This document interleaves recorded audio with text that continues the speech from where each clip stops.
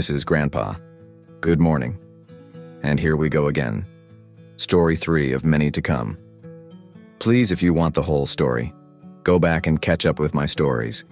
I am doing short stories so everyone can stay up with minimal time. Also, I do understand you will probably want to watch each story a few times for the content and the scenery. So please, like, share, and subscribe. As we left off, the parents put grandkids to bed, so we start the day with grandkids waking up. Grandpa on his second cup of coffee just heated up. Making percolated coffee is a special art to learn. Another subject we will discuss at some point, so come back for that one. So water on the Coleman stove for hot chocolate for the grandkids after all, we are roughing it.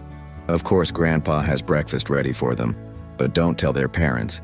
Have oatmeal cream cookies ready for them. They can tell their parents Grandpa fed them oatmeal for breakfast. Wink, wink. Well, it is true. Parents have to make a real breakfast, of course, but the grandkids love their before breakfast. Breakfast. That's what Grandpa calls it anyway. Now time for a ride. We usually bring the four-wheelers and sometimes the side-by-side. There are many miles of roads to drive here at the cabin. It was decided we would take a morning ride to the river. Of course, these rides will last a while, so we take plenty of water and maybe an adult beverage if it lasts longer than expected. Been known to happen. We are all full and ready to go. Some of the grandkids are old enough to drive their own four-wheeler while others are learning and ride with parents and Grandpa. The river is about 2 miles away. We have a slow, gentle ride taking in all of the scenery. We have to go by the lake on the way, a place we like to swim and canoe in when it's summertime. Years ago, I floated in the lake at evening time with my kids and their Grandpa. I wish Grandpas never died. The learning never stops. That is why leaving these stories are important. We cooled down before going to bed. I can remember we sure slept good. Back to the ride. All of the kids that are too young to have their own four-wheeler want to ride with Grandpa. Also, I tell them they will have to take turns. It's a very safe ride with Grandpa.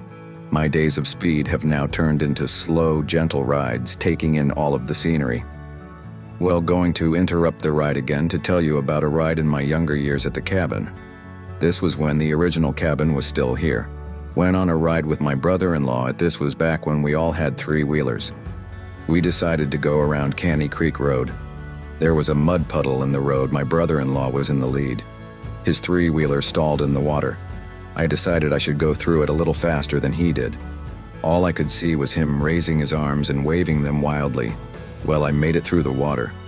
Unfortunately, he was still standing there. So as I turned back to look back, he was drenched in mud. So as I turned to look forward, there was a curve in the road. I had to make a decision. Stay with the three-wheeler or step off. I decided to step off. As it rolled into the woods, I was fine just standing on the road watching. Was a wonderful story I have educated my grandkids about. Karma. It was very funny, but a good lesson to educate the grandkids on. Well, I learned too. Back to our morning ride, it was beautiful, so we took a slow, relaxing ride to the river. The river is a place we go swimming sometimes. There are several places we go swimming. The river was flowing good. We sometimes rode across and would ride some steep, older trails through the wilderness. We did stop at the river, and the grandkids wanted to skip rocks across the water. We did bring our camping chairs, so the adults, Grandpa included, although there are some of the parents that question that, could sit and watch the kids play. This is a good time to discuss camping chairs. As I said earlier, a good camping chair is a must.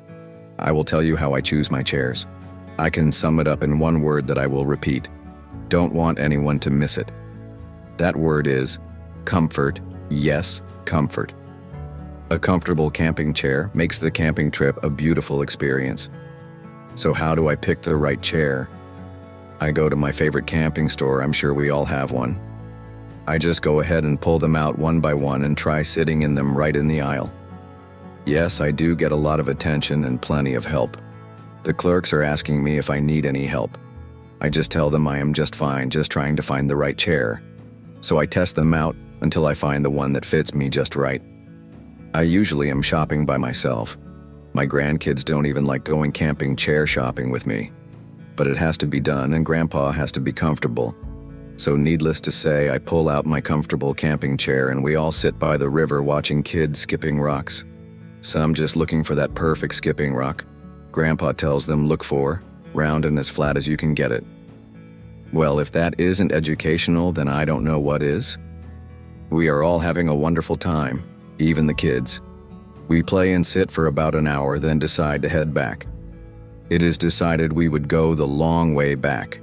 We would have to take Caney Creek Road where the infamous rollover took place. It was dry, so we shouldn't encounter any mud puddles, but the kids knew to take it slow and remembered the lesson Grandpa taught them about karma. It was a longer ride back, but we were just out to enjoy and have fun anyway. Thankfully, I was never in the lead, just stayed in the back making sure everyone was being safe and watching. They have all learned to ride very well, and the grandchild riding with Grandpa has learned to hang on. We make it back to the cabin and everyone is ready to get off and stoke up the fire. The grandkids said lunch is definitely the next thing to do. So we let the parents take care of us. Time to pack up. We have to head home and get ready for another busy week and plan our next trip. The next one may be at Grandpa's house, we will see. We have a 10-mile drive to get back to the main road to head home. It is very rough and takes us about an hour. We have two-way radios so we can all talk about the trip on the way out. I believe next time I will tell you about our trip up there to see the strawberry moon. That trip was with my other 4 grandkids that couldn't make this trip. I will look for those photos this week. Have a beautiful week and Grandpa will be back soon. Like, share and subscribe. Feel free to send me a message. Grandpa is going to get some rest.